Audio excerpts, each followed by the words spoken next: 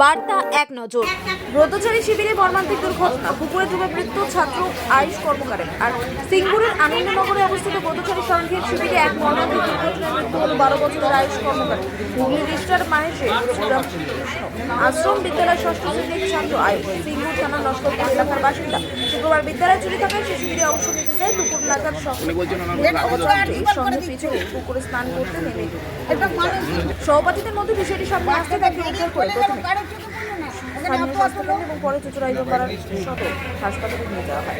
চিকিৎসকরা মৃত বলে ঘোষণা করেন। এই দুর্ঘটনা কেবল শিবিরে নিরাপত্তা এবং নজরদারি ঘাটতি নিয়ে প্রশ্ন হচ্ছে। সংঘ কর্তৃপক্ষের দাবি আয়ুষ সবার অগোচরে নিজের থেকেই পুকুরে নামে। তবে অনেকেই মনে করছেন যে এত কিছু পর্যাপ্ত নিরাপত্তা না থাকাটাই দায়ী। আয়ুষের অকাল মৃত্যুতে তার পরিবার, বিদ্যালয় এবং এলাকার গভীর শোকছায়া নেমে এসেছে। ঘটনার তদন্ত শুরু করেছে সিঙ্গুর থানা পুলিশ। আলাদা বিষয় তো ক্যাম্পে যখন আলাদা করে তাদেরকে আনা হয়েছে, মানে আমাদের কনস্ট্যান্ট মনিটরিং দরকার। সিসিটিভি তো নেই, প্লাস ওখানে টিচার ওই সময় ওদেরকে ছেড়ে দিয়েছিল বলছি। হ্যাঁ, এই ব্রতচারী সংঘের যিনি এখানে এসছেন তিনি আমাদেরকে হাসির ছলে তাচ্ছিল্যভাবে বলছেন যে না, এখানে আমাদের কোনো গাফিলতি নয়। কি বলবেন আপনারা, পরিবারের লোক? গাফিলতি তো অবশ্যই আছে, গাফিলতি আছে বলি তো এখন এইমাত্র আমি জিজ্ঞাসাবাদ জাস্ট তার সঙ্গে কথা বলতে যাচ্ছিলাম। আমরা তো ওটা খুঁজে বার করবোই যে তার সঙ্গে কোন কোন ছেলে গিয়েছিল, সেই ছেলের নাম দেখেছিল, কেন স্যারেরা বলছেন কে প্রথম দেখেছিল সেটা এখন আমাদের কাছে। এই বিষয়ে কি কোনো অভিযোগ জানাবেন আপনারা?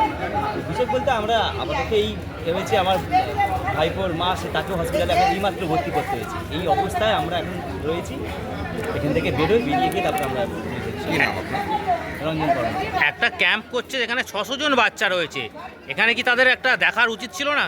অবশ্যই তো উচিত ছিল, সেই জায়গাটাই তো আমরা বলছি। আমরা মানে অন্যরকম কিছু নাই, সঠিক কথাটা আমাদেরকে খালি বলি। এই ছেলে বলেছে, এই ছেলে ছিল, এই হয়েছে, সেটা আমরা এখনো কেউ জানি না। ঠিক কোন সময় গেল কি মানে আপনার ভাইপোর নাম কি? আয়ুষ কর্মকার। আয়ুষ কর্মকার। কর্মকার কোন ক্লাসে পড়েও?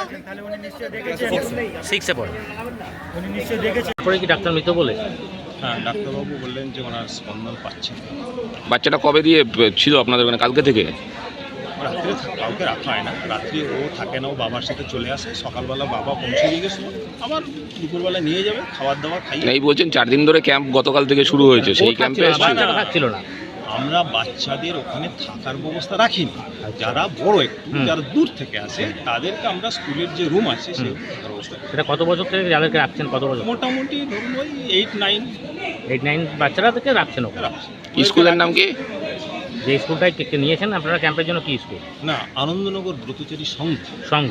ওখানেই আপনাদের ক্যাম্পটা হচ্ছে? ওখানেই ক্যাম্পটা আছে। ওখানেই স্কুল? ওটাই স্কুল? হ্যাঁ। কি স্কুল? কিশোলা স্কুল। কি নাম আপনার? ছাত্র। আপনার নাম কি? আমার নাম অরুণ শাসমা। বাচ্চারা কোন ক্লাসে পড়তো? সেইটা আমি ঠিক বলতে পারবো না। বাড়ি কোথায়? বাচ্চা বাড়ি নস্করপুরে। আপনি সংগঠনের কি আছেন ব্রতচারী? আমি মেম্বার আছি।